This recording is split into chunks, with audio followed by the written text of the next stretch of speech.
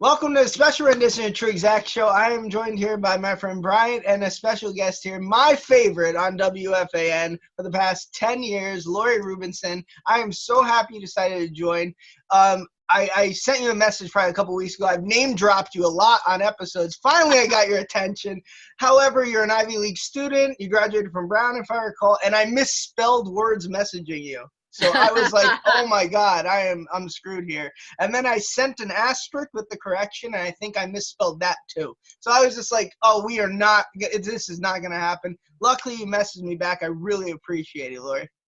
No worries. Happy to do this. And I mean, if we're really going to do this, first of all, thank you so much for listening to me and to WFAN, to the station. It is something I never take for granted.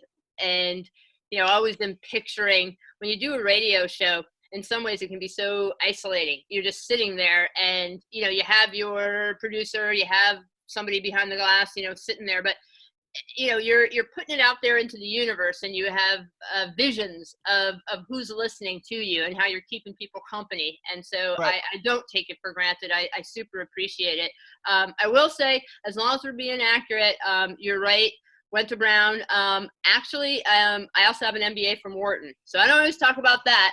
But I actually have 2 Ivy League degrees. It's whatever. I got my degree from Tesco University. That's Thomas Edison State College online. So you know what? a degree. You know what? A degree. Just like they say, a win is a win. A right. Degree is a degree, buddy. You got it. I'd love to just give him a shout out here. Brian up here, he's my lawyer. So I'm just, Awesome. Yeah. So if we get into anything and we're talking about anything in the politics of the day, Brian, you can have us covered. We say the word, on the radio. Whenever I say anything, I throw the word allegedly into right. anything. Roger Clemens, blah, blah, blah, allegedly. Anytime I say something, somebody says dump, as if they can get out of what I've just said. So that is a terrible plan, and I would advise you not to follow me or trust me in calming anything down. Great. God bless you guys, because anytime I say something, nobody listens. So we're on a complete opposite sector. Lori, what we like to do here is just the people we grew up listening to. It means a lot to us. I want to get into how you got into the fan, how you got into radio and broadcasting and stuff like that, if you don't mind going through your story. So my story, a little different from other people, as I was working in marketing and having a career, and then always this nagging thing, probably like a lot of us, you grow up and you're going to games with your dad and you're watching, games with your dad and all of this, and just always had a dream that wouldn't it be awesome if somebody could pay me to talk about sports for a living? Like, wouldn't that be awesome? And I actually was reading at the time, there was a casting call. ESPN did a reality show called Dream Job. Mm-hmm. And so I thought, what the heck? I read about it in the Post. I lined up in Times Square with like thousands of other people. They did casting calls all over the country in like 29 cities. And I got cast for the show. And I made it, I don't know, midway through and got booted. But I got an agent out of it. And long story short, ended up having an opportunity through networking where I started co-hosting a radio show. I was telling you guys in Central Jersey, WCTC in Central Jersey, with my co-host, Dave Cooperman. We had a show on 5 days a week called The Sports Buzz. And I would have made probably more money, honestly, working at any fast food restaurant than I was making. I live in the city. I was reverse commuting out there. Like, we were driving out there. It was like 3 hours of driving a day, all of this. And I just remember thinking, nobody should be allowed to have this much fun. And so financially it was rough, but on the other hand, I loved doing it and had an opportunity to cover the Rutgers teams, and they were wonderful for me, to me there. And that was, I don't know, the first time that somebody in an official capacity, like as if you're media, lets you step out onto a field, interview players, be in a press box. I kept waiting for somebody to kick me out.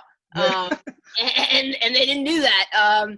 And then the final thing, I mentioned my dad. So my father passed away, unfortunately, when I was 14 years old, which is a part of my story. And all these moments, like you always sort of have that, I wish I could call him, and I hope he sort of knows, because I'm the one he created. But long story short, through the years, I got an opportunity when I first was very starting out there, and I wasn't ready for WFAN, but I had an opportunity to go in and interview and talk to Mark Chernoff.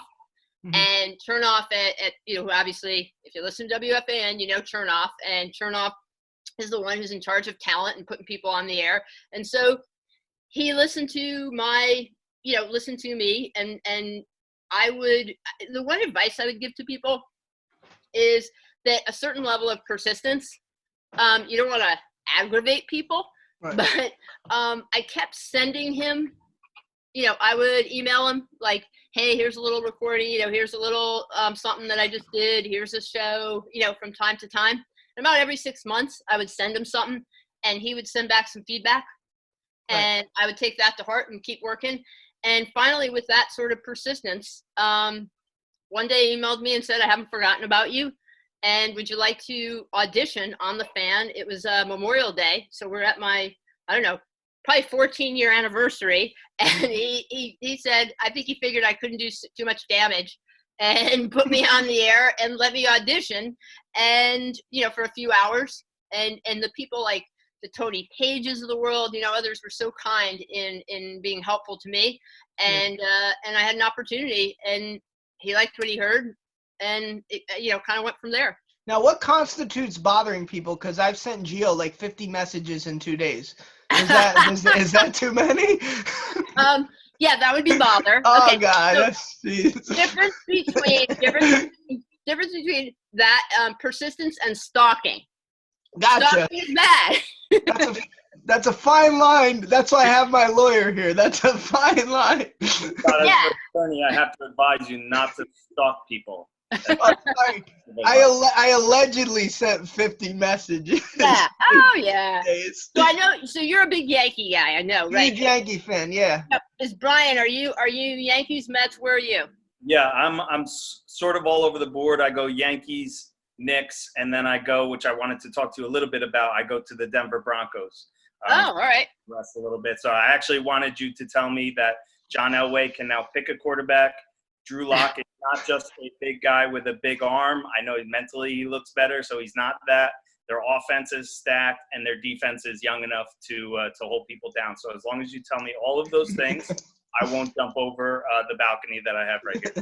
Yeah, so the thing with Elway, and look, on the one hand, I'll say this. I really liked the draft he had. And I think it's super important that Drew Lock needed weapons. If you're going to make a young quarterback successful, situation is so important, and that includes weapons. And then the other thing, and I know there may be a lot of Giants fans, who might be listening to this and might say, like, what? But Pat Shurmur. Yeah, screw him. But Pat Shurmur as offensive coordinator is actually really a positive in my mind. I think Pat Shurmur is one of those guys that was not right as a head coach. We see that around the league and across a lot of sports is some people top out, and maybe you aren't really right to be the head person. But as a coordinator, I think he has ability and has shown ability to get a lot out of quarterbacks. Case Keenum, whoever it is. And so I think that they've put a situation now around Drew Lock that I feel better about I think you have a good coordinator, and I think you have more offensive weapons for him. And now you give him a chance then to shine. Until this situation, I would say it is shocking to me how poor John Elway, as one of the all-time great quarterbacks in the history of the league, could be such an utter, unmitigated disaster at evaluating quarterback talent. And I don't count having the persuasion to make Peyton Manning come to your team and be good for a few years at the end of his career as evaluating quarterback talent, because a trained chimp could have figured out that was a good move. You think Peyton Manning in his prime is sort of an easy win for John Elway, is what you're saying? Yeah, after that, Paxton, I was hoping that Scott's Cowboys moved up to get Paxton Lynch. I didn't know what to make of that. You don't know. It's not like anybody's watching Memphis that closely, but since then, it has just been an absolute disaster. And if they could protect anybody, that would help as Yeah, well. look, so young quarterbacks also, it's really interesting. I'm sure you guys also feel this way, it is a very rare player that I believe has the talent to transcend situation. And so young quarterbacks come into the league and you end up, if you're in a garbage situation, you're gonna fail. Right. It's a rare situation that somebody is so super talented they can transcend when they don't build it properly around you. So I think now, he has an option.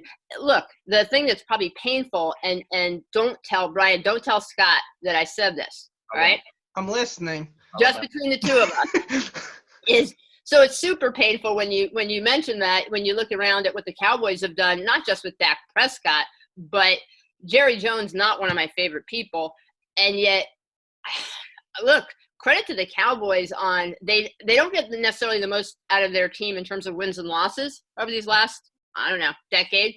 Yeah. But in terms of putting talent on that team and handling the Yeah. draft, they have drafted really well. I think Jerry Jones actually gets a bad rap. Like, he's done a good job the past 10 years. It's just, other things take precedent. I blame the coaching more, and I don't want to get into Jason Garrett bashing because Lord knows I've done that numerous times. We actually had on RJ Choppy recently from the Dallas radio station, and he tried to, give Garrett a positive light, and I wasn't having it. I'm like, I'm sorry. I can't do it. The guy has made me miserable for too long. I'm sure he's a great dude too. I'm sure he's a wonderful person, but just not for me. Lori, we'll see. Yeah, we'll see what happens. Obviously, Giants fans now a little concerned because, is it one of those things with Garrett where, to your point, really smart guy, Princeton guy, maybe decent in terms of he can handle an offense, but just the clapper in terms of being head coach. I hate him. I hate it. We'll see. But I think Giants fans, that's at least a little bit of a concern right now. Do you understand how mad I get at him? When I watch old games, I still yell at him. Like, on the sideline. Like, I'm like, stop clapping. Like, stop. No, but I wanted to talk. So you have your 2 degrees from Ivy League schools. So you got into radio later then? Like, it wasn't even a thought process of yours while you were going to school to get your degree? And it just kind of like snapped? No, you know what? I did do, so I actually interned, when I was at Brown, I interned actually at the local NBC affiliate TV station there, and I was a sports news intern. So actually, it wasn't like it was something like, I wrote for the, I wrote sports articles for the newspaper. I didn't write about anything else. I was focused on sports. I did, as I said, I interned at the local sports TV station and was kind of thinking about that. But I knew also that I wanted to come back to New York. And I did look for some sports opportunities when I graduated, but I don't know, maybe shame on me. I didn't have a lot of contacts. I didn't know people.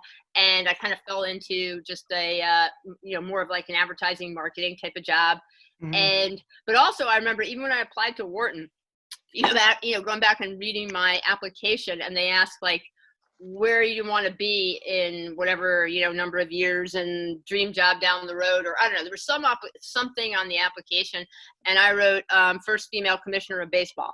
So it's not like I wasn't thinking these things. I was, but I don't know. I guess I just fell into some marketing work, and then woke up one day and said, what am I doing? How did I get here? And, I have this passion, and it would be really sad if I never pursued something with it. Do you think, if you don't mind me asking, do you think your father's passing, like, you, like, woke up one day, it was like, me and him went to baseball games, like, I want to do this for him type thing?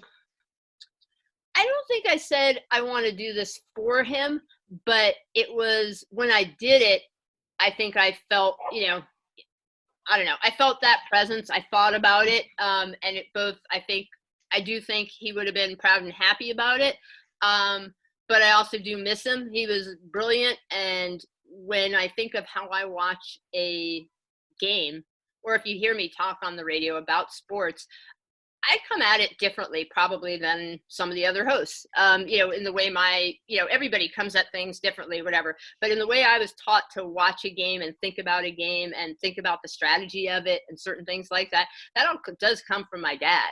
And Yeah, there's a part of me that feels like if he had been around, even like, let's say when I was doing WCTC, like I just could have pictured my dad listening to or on the fan early in my career, listening to every one of my shows. And afterwards, he and I would have done like a big debrief, okay, Laura, the part where you did this? It would have been great. You could have done that, and this would have been great. Like, he was big into coaching, so it would have been a lot of like coaching and stuff like that. What years were you there doing Rutgers coverage? So this would have been. I'm just trying to think if I've been on the fan. I don't know, roughly. So it was so what I'll get my years wrong or whatever, but roughly let's call it 2005, 2006, something around that timing. And it was the Schiano years. So I was there for when Rutgers finally got good at football for about 5.5 seconds. So when Chris Carlin is doing pandemonium in Piscataway, I was there that night in the expanded press box. My co-host and I were like down on the field at the very end of the game in the corner of the end zone, so we could like dash and interview, Kenny Britt or whatever, players. Like, so it was actually pretty awesome. We got their first bowl game in forever, the Insight Bowl in Arizona. In 2005, right? Yeah. So first bowl game, the station actually traveled us, which, for a little station to be able to do that, we traveled. It was such a big deal.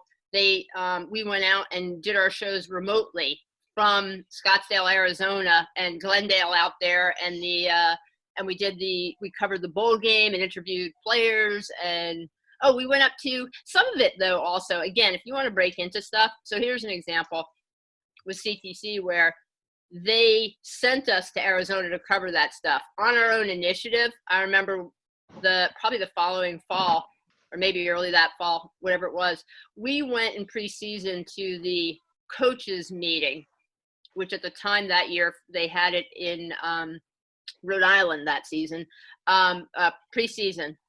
And we actually went and drove up there on our own. The station didn't pay us to go. And we went up there and did interviews and got some sound bites from some of the coaches. I remember it was like Dave Wanstead at the time and whatever. Anyway, but we did that on our own. And so sometimes I think you have to look like what you guys are doing right now. If you want to do this, you have to sometimes create your own content, regardless of whether someone's paying you to do it or not. Right. Oh, that's cool. So, 2006 Rutgers was a letdown because they literally were 2 weeks away from being a national championship and had to settle for the Belk Bowl, if I recall, which wasn't even on national TV. The NFL Network aired it. So the people who if they didn't have the NFL Network, they couldn't even watch it. You're right. And the letdown part of it, you're absolutely right, was that they were coming off of such a high that I really thought that was going to be the year that they won. They were in the Big East then. And it was an easier conference, and I thought they would finally win and actually get to play in, it would have been the Orange. I think it was going to be the Orange Bowl that year, and they would have played in a major bowl game. And then to go from the Orange Bowl, and then it's the Belk Bowl. I think it was the inaugural Belk Bowl. It was the first year. Whatever it was, I don't even remember. It was a disaster. But I think, too, what a crazy year that I'd hate to go into 06, but it was a crazy year for college football. If you recall, I'm a Kansas Jayhawk basketball fan, right? And I think the Kansas Jayhawk football team was ranked number 1 at the time. So you had teams that were ranked that were never there. You had I think South Florida was in the top 5 and Kansas, Rutgers. It was crazy. And I think Aqib Talib was on that Kansas team, if I recall. Yeah, and then the floor fell out. The floor fell out. And then Nick Saban left the Dolphins and ruined everything in college football. Absolutely everything. Lori, how'd you end up on because my favorite show to this day, and I tell everybody, is the Sunday night show. After the football, you do the overnight. How'd you end up in that slot? So I guess, when I first started working on WFAN, I was filling in. I'd fill in whenever. Sure enough, would put me on and overnights here and there and whatever. And then finally, he gave me he just gave me a regular slot. That Sunday night, like 10 to 2 a.m. slot became mine. And it's probably been my show for, we're probably going on like 12 years or something now that I've had that slot. And then he added, for a while, I also used to do the overnight Saturday into Sunday.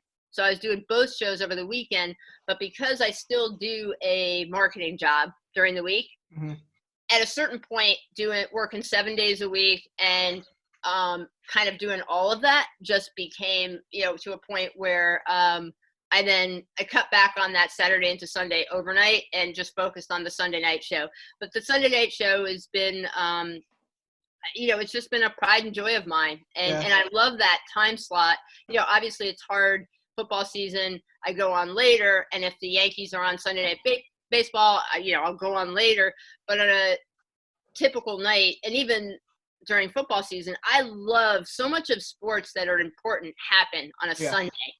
And so to me, even though it might feel like it's a weekend, it's like, it feels like a prime spot to me because I get to react to the news of the day. Let's say I'm the first host on after NFL games hosting a show, and you get to shape coverage and perception and interact with people about it and shape the story before the story has been fully written and covered.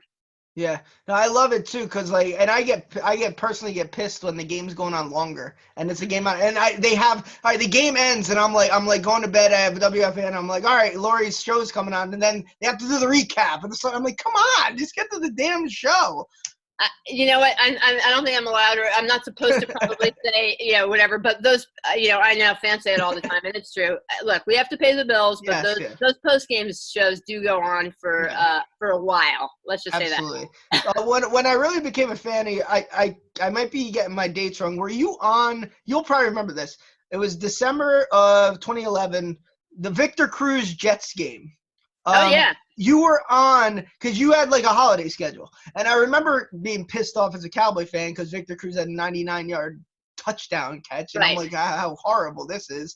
And I'm playing like Madden, and then I put on WFAN, and you had the show afterwards, and that was like one of the first times I really heard you, and I was like, I loved it. I love this host. So ever since then, I've been following you, and I'm very happy that you're still on. Did you ever get offered different time slots? Were you ever considered? They've had so many changes, Moose and Maggie. Have you ever been offered that? I don't want to go into finances, but is it just not worth it at this point? Yeah, the hard part, again, for me is that, and where I'm different, I guess, than everybody else, is that, so I help run a PR and digital marketing agency. And because of the way I started my career in the Wharton MBA and having started in marketing and all of that, it's something where, look, if Chernoff wanted to put me on a weekday, afternoon show, I would love it. I have no issues whatsoever. That would be awesome. But I also do understand that to get a show like that, you generally need to be working full time and doing the overnights for a number of years and doing all that sort of stuff. And then you get that kind of show. So, where I am right now, if they want to offer me a full-time show and weekday full-time show, 2 thumbs up, I would totally love it. But if it's if it's doing the overnights, it's harder to give up what I'm doing right now, which I also love. I'd love to tell you that we can make some calls, but we have zero power. I'm sorry about that. I can make calls. We're not going to beat to anyone. Yeah. All we can do is complain on social media. That's it. Yeah. So you did, as Brian said, you did radio out in Colorado, correct? Yeah, that was okay. So that was like really a mini stop, and actually it wasn't even radio. So that's actually the very first thing I did, which is it's actually cable access TV. In Aspen, Colorado. I had moved out to Aspen. This was before I did the reality show. I just was trying to figure out, I love sports. I've never done anything. What do I want to be doing with my life?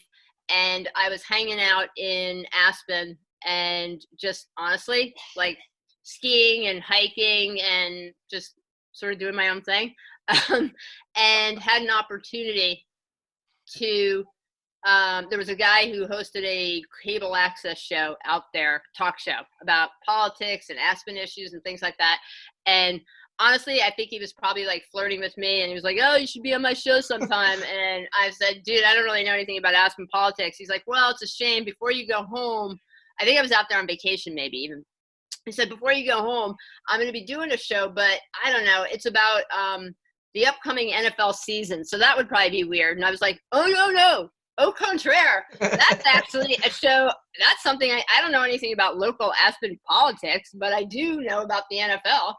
And so I did this cable access thing, and then I ended up moving out there for a little bit of time, for about, sort of like a ski bum, for about 8 months. And while I was out there, I did these cable access shows. I remember even I did play-by-play for like Aspen High School basketball game one night. I covered a sled hockey tournament, which is actually really cool. It's for people who are disabled.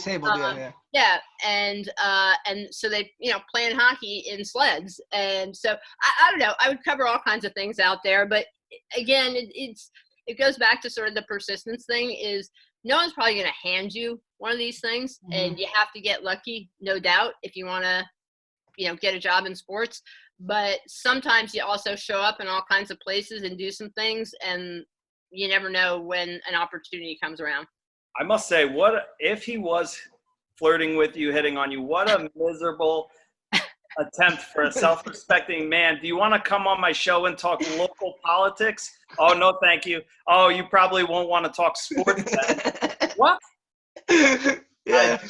I cannot relate with that. I'm going to ask my next date if she wants to come over and talk local politics. In Aspen. No, local Aspen politics. Local Aspen politics. Yeah, what are they trying to figure out? Like, oh, we don't know where to put the paths this week, if we should put them between the pine trees or the Double Black Mountain. No, how different was it out there sports? Like, obviously we're from the East Coast, which is a little more aggressive, I'm taking. Is it more laid back, the fans out there? So, well, actually, Brian, you're a Denver Broncos fan, so you get a lot of Broncos fans out there. So, it's actually, I mean, you guys are from New Jersey, but it is actually an interesting vibe if you ever live in another part of the country and you're a New York fan. Mm-hmm. And, like, we see this here in the city, too, is there are certain bars that are, like, this is where people watch, oh, here the Giants fans gather at this bar, and watch and whatever. And so I was doing that when I was out there, is I would go and on Sundays go to a particular, bar, hang out and sit with the Giant fans and watch football. But, I mean, Bronco fans and being out there and sports fans in Colorado, they definitely love their teams, but there is a very different vibe, I think, with fans. You guys know this, is mindset of, New York, the Northeast thing, New York, Boston, Philadelphia. I mean, for sure, I think we are rougher on our teams and players and expectations than other parts of the country. We're rougher, we're more negative. We are. Go on, Brian. Yeah, I was actually, in thinking about that, there are certain sports franchise where you look at them, and even if they have a little success, you're like, there's just something that's not right about that franchise. They're not run right. They don't seem to do things smoothly. Like, I think of the Browns, and it changes, but the Browns, the Raiders, the Knicks, and one of those teams that I always see that way are the Mets. And then they have this story that comes out from this minor leaguer who basically rips it apart. I don't know if you're familiar with it. I haven't looked into the veracity of it, and I don't know the guy's name, so I'm not a prepared broadcaster like you. But I look at it, and I'm like, that totally fits what I view the Mets as having problems with. And I just want to know if you knew anything or what your thoughts about how they're moving forward and how they treat their players. I don't want to misquote. We can all look it up. I think the player was Andrew Church, if I'm remembering it correctly. And yeah, minor leaguer that was one of the roughly 40 that the Mets let go with this pandemic. Which could have something to do with it, to be honest, but yeah, so obviously he's bitter, negative, unhappy. There is that aspect of it. But, and I'll say this, if you want to be positive from a Met fan perspective, it sounded like he was that he was indicating that there is a better level of professionalism that seems to be coming into place with the current administration, which would be the Brody Van Wagenen organization and group. But what he was portraying, it's obviously, if you're a Met fan or somebody aligned with the Mets organization, it is upsetting to see. And one of the things that I'm remembering, and again, I'm doing this off the top of my head, but one of the issues that I think he had was with being injured, and then the way the team brought him back from injury, and when they make or want you to play, in what situations, and are you best prepared, and things like that. And that's just been, even going back to, let's say, Carlos Beltran. Let's go back to Beltran as a player. And Beltran had knee issues and wanted to have, he felt like he needed surgery. The team didn't feel like he needed it and didn't want him to shut it down for a season, back and forth. And it always seems like, the Mets it's like hospital for special surgery amongst the best doctors that are out there and available to anyone. So it's not a matter of that there's not good doctors here, but somewhere along the way, the communication between, whether it's the Wilpons, management, coaches, doctors, all of this with the Mets always seems to, or often, frequently, seems to go wrong. And I don't know if there's something with the Wilpons where they care so much and try so hard and care about what people think of them so often that instead of just saying, what's the right thing, and let's just do the right thing and not worry about how it's perceived, I think they often then get the communication wrong. Yeah, they must. I can't figure out what else is going on, because even you have a World Series, it almost seems like anytime they have a little run, it's more of a blip, and you can see that it's a blip because so many other things around the organization are unstable, and it's so fun to watch as a Yankee fan and celebrate. Oh, it's phenomenal. Misery. It's phenomenal. I have no shame whatsoever, None. and I love seeing all the teams that I don't root for not be successable. Well, that would be one of my very early radio shows on WFAN. I don't know, within the first year or so, or whatever. I have a few theories of sports, and one of them is what I call the Schadenfreude theory of sports. And Schadenfreude is the term that where you take pleasure in other people's pain. Yes. And my point being, I think for sports fans, certain sports fans, certainly Northeast Coast type of sports fans, people often will prefer, like, it's more fun for, let's say, a Yankee fan to watch, almost as much fun or more fun for a Yankee fan to watch Boston and the Red Sox suffer than it is even fun to watch your own team do well. Like, there's certain things where watching the pain of a rival franchise that you don't like is even more fun than watching the success of yours. And so what you're describing fits into my Schadenfreude theory of sports. And I'm very familiar with the work of Schadenfreude. I learned that at my online college, okay? There you go. So No. I do think there's a lot to that. I'm a Met fan, born and raised, and so all of this is painful to me, and I do hope that, look, I wish the Wilpons well, but I think, obviously, I think it's beyond the time when they need to sell the team, sell it to, a big billionaire. Just go back and call Steve Cohen, and you know what? You screwed up royally. You should have taken his offer before the pandemic. Take the offer, get out, and let the Mets have a deep-pocketed owner and, move forward. Right. And it's not even that we like our the franchises to do bad. I enjoy my friends to be miserable. So like with my Mets friends, it's phenomenal. I'd rather have them miserable than the franchise itself. But the closer your friend is, the more miserable you want them to be in sports. Only in sports.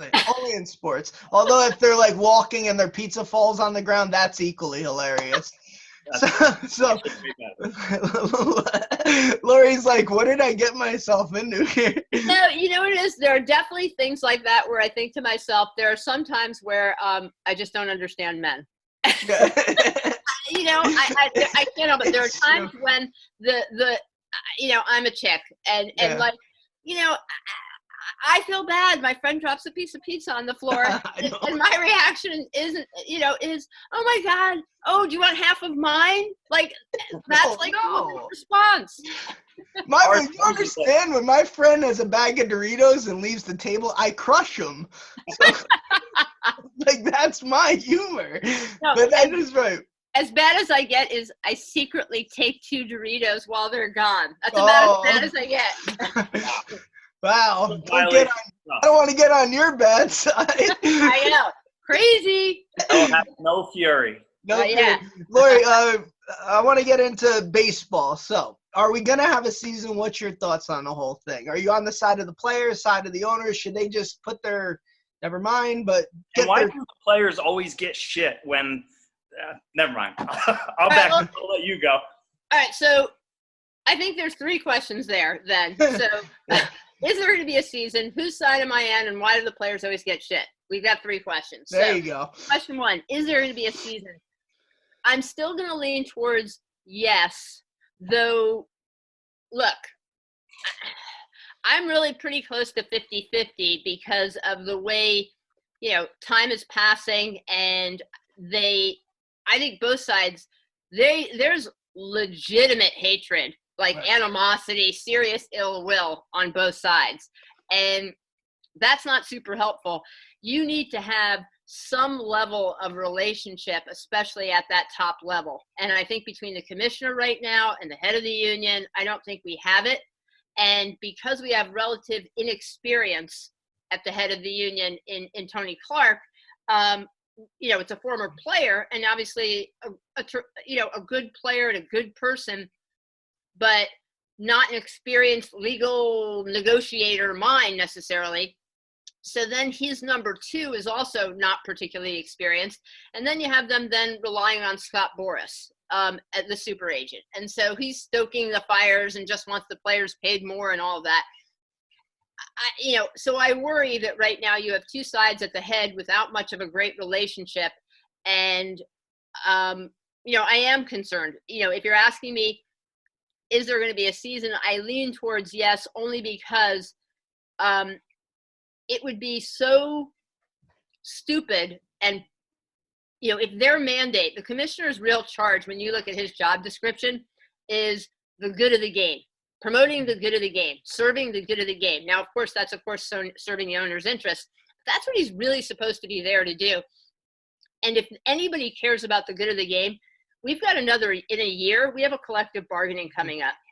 And if they can't get something going here, and we're going to go into next season where they missed a whole season and didn't play baseball, and now they have a year till a collective bargaining agreement, and is somebody going to strike and all that kind of stuff. I just think that they could set their game back so significantly in the eye of the sports fan right now to do this in a pandemic and with unemployment and all of that, I lean towards yes, there will be a season. In terms of which side I fall out on, I guess there's the part of me that with most questions, I can always see both sides of, I think there's merit and a point to both sides. However, my leanings towards this would be on the side of the players. And my feeling is, if I had to just say it simply, would be, I think the owners, when you look at the value of these franchises, for most of them, unless you bought your team 5 minutes ago, the valuation of your franchise, and when you consider some of these owners who've been around for a while, if you've owned your franchise for a while, and I think I was just reading a stat earlier today. I think shout out, I think it was Buster Only had it in a story, that the valuation over the last 10 years of an MLB franchise has gone up 300%. So that's just owners who've gotten it in the last 10 years. But prior to that, even more than 300%. if your team is worth $1.5 billion, $2 billion, whatever that is, I'm sorry if you're going to lose money in the short term, but you're better off playing a season. And in the long run, you're making gobs. If you're having a hardship, sell your team, Right. And you'll come out ahead, hundreds of millions of dollars. Well, I was listening to Francesa today, and he made a good point. He had a show on at noon.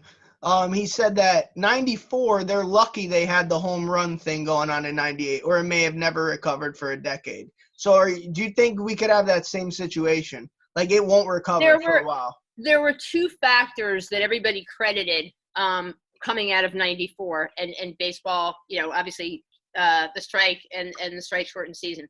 There were two factors coming out of that people credited. One was the Mark McGwire, Sammy Sosa home run, record pursuit, which in hindsight, of course, was majorly steroid, performance enhancing drug affected that we blew up.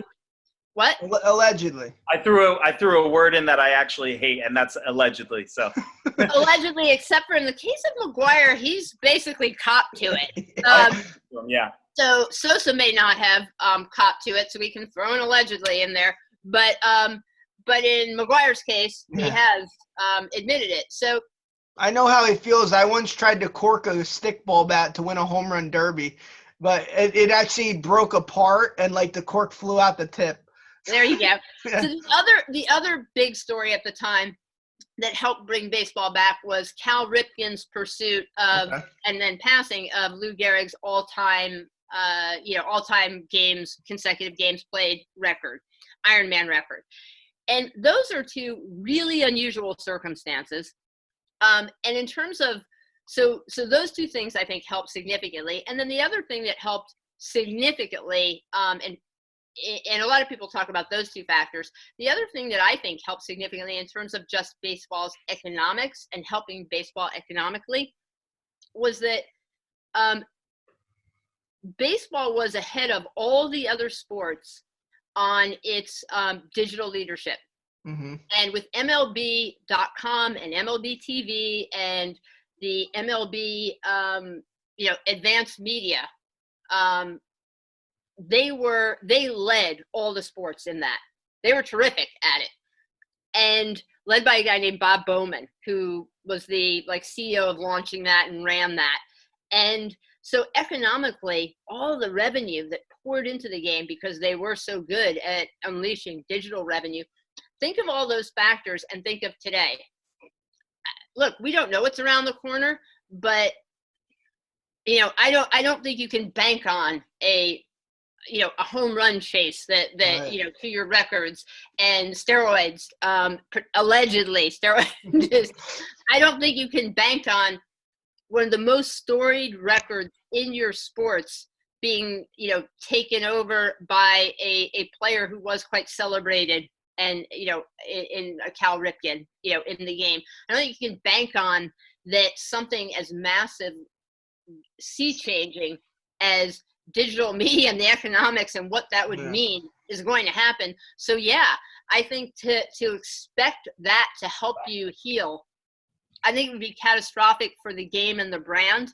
And when you think of all, whether it's esports or MMA or whatever, all the other options for entertainment that are out there and that are competing with people, guys like you and guys who are and women and men who are younger than you and a new generation to fight now seems to me, I'm not going to predict the demise of baseball, but I think that it's it would really be terrible for the game. And that's why I do think there will ultimately be a season, because it is so stupid and short-sighted for it not to be. Not to mention, too, in 98, you were looking at, all right, as big as they were, the NFL wasn't the monster it is now. The NBA wasn't the monster it is now. So baseball is essentially taking a back seat in a way to those two sports. So it could only get worse, I feel.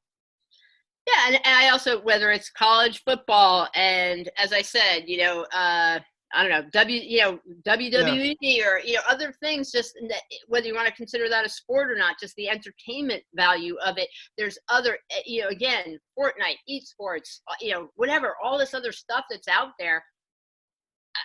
I wouldn't want to be the person with the good old national pastime trying to yank it out of something as deep as calling off the season over economics and angering your fans and alienating your fans. Yeah, it seems kind of I don't know, childish to, I mean, I can't speak on their money and whatnot, but like you said, you have people right now who don't have a job, and to argue over that type of money is kind of, it's a bad look. It's not reading the room well, if you get what I'm saying. It's not. And in terms of your question, Brian, about why do the players end up always looking bad, some of it is, I think, the owners, at least in this cycle for sure, the owners have been leaking a lot. The owners leak a lot of stuff. And, he who goes first and leaks stuff will always make the other side look bad. And if the players are thinking the owners are going to somehow play fair with this, they won't. The other thing that looks terrible right now with the players, they have to, you have to, a lot of what somebody like a Trevor Bauer might be saying might actually be right. But or Max Scherzer or any of them, but don't say it publicly, right. Is it makes it look like there are, Trevor Bauer and Kyle Loesch fighting it out on social media, makes the players look fractured. And so don't fight amongst yourselves publicly. That's, I think that's one issue. And then, if you read some of the comments or interviews from somebody like Tom Glavine, who was the head of the Players Union in '94, when that happened with the season, so the strike shortened season, is, what he said in hindsight is trying to convince the public and the court of public opinion that you're right, that don't even bother trying to do it. Because the more you try talking about it and persuading people who make a fraction of what you make, you're never going to win or come out sounding like a good guy.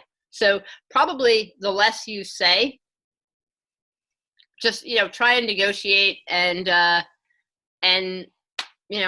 actually make a deal. And it's always going to be easier for 32 or however many teams, I don't even know how many teams, 32 billionaires to get in a room and organize themselves and say, what is the best strategy to move forward and what is the best way to gain leverage and to negotiate, when you have 25 guys per team out on social media and that's the only way they're interacting, and it just kind of seems like they're spouting off. But people forget they're coming off 2 off seasons in a row where they feel like the owners or somebody has colluded against them to keep their salaries low and freeze out free agency until the later months. So they're just filled with rage, and they know that the public looks at them sort of slanted eyes during these times, and I don't think they figured out how to overcome that and just say, you know what, we're not putting our health out there. We deserve our money. We're getting this money, and we're just going to shut up and negotiate. I think they struggle with that, and they always have. Yeah, your math, when you think, so there's 30 teams, so 30 billionaires, and if you look at a 40-man roster and say times 30 teams, you're talking about 1,200 players. So you're certainly right about that one is, much easier than the other in terms of finding consensus. I guess when you break it down like that, after obtaining 2 Ivy League degrees, it doesn't sound as complicated as when it came out of my dumb lips. But yeah, that makes a lot of sense. I had to check my calculator to make sure the math is okay. Your story checks out, Lori. It is. No, all right, thanks for the baseball news. I want to get into one thing really quick. Because you messaged me, and I know you suggested getting into what's going on now. One thing I do envy about you is, and this is like the first time we're ever going to go this route on this show, but I do envy that you're very level-headed. And I remember one tweet you had when Britt McHenry came down with an illness, and you actually tweeted her, and you guys are on separate spectrums and whatnot, and you tweeted her, we don't agree on a lot. I hope you get well. And I think that's very important in today's climate, because you have so much hate, so much vitriol, like anger, if you're on separate sides of the spectrum. I'm sure me and you don't agree on everything. Me and Brian don't agree on everything here. Half my friends hate my views. I hate it. You know how it is. But I really respect that. And do you find yourself like that's very important for you as a person, as far as your character, to just, you don't wish harm on people regardless if they don't agree with you? In terms of the moment, so for when this show is going to air, or, and people are going to listen to your podcast, so we're coming off of a week from tomorrow is when, George Floyd was killed by with a policeman putting his knee on his neck in Minneapolis. And I guess as I look at, I always balance this with my social media presence is there's always people who are going to want you to stick to sports and just talk about that. And I try with when I'm on the radio to mostly, I do stick to sports on the radio. I feel like they're paying me to do a job, and that is people tune in to listen to sports. But when there are political aspects to sports, that certainly becomes part of the story. On social media, I mostly try and stick to sports, but I think there are times when something is so important that, you know what, if you don't like my social media feed, then don't listen. Don't watch. And in terms of other people, I guess in my personal life, I really do try, and even on social media, I try and listen to other people's points of view. Even if I really disagree with them, try and at least listen. And I really do believe that if I could get in a room one-on-one with someone, even if it's someone I disagree with, that we might find a common ground. And maybe I would be able to. We might disagree about these things, but where can we find a common ground? And the last thing I'll leave you with, I do think on my hope in terms of this, George Floyd and the situation, and just obviously, where we are right now as a nation is, I hope that there is, that it does lead to some change and lead to education in our justice system, and a reevaluation of things.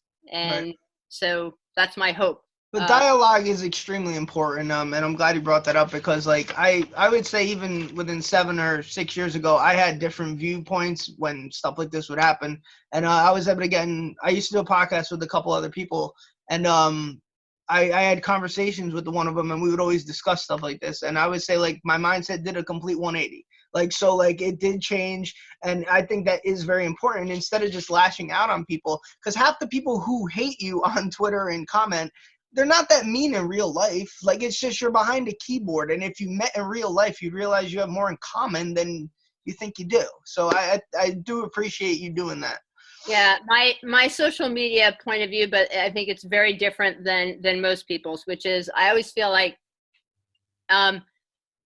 you shouldn't, say something that if your mother, sister, girlfriend, whoever it is, was sitting right next to you and saw what you posted, would you be able to look them in the face and explain it?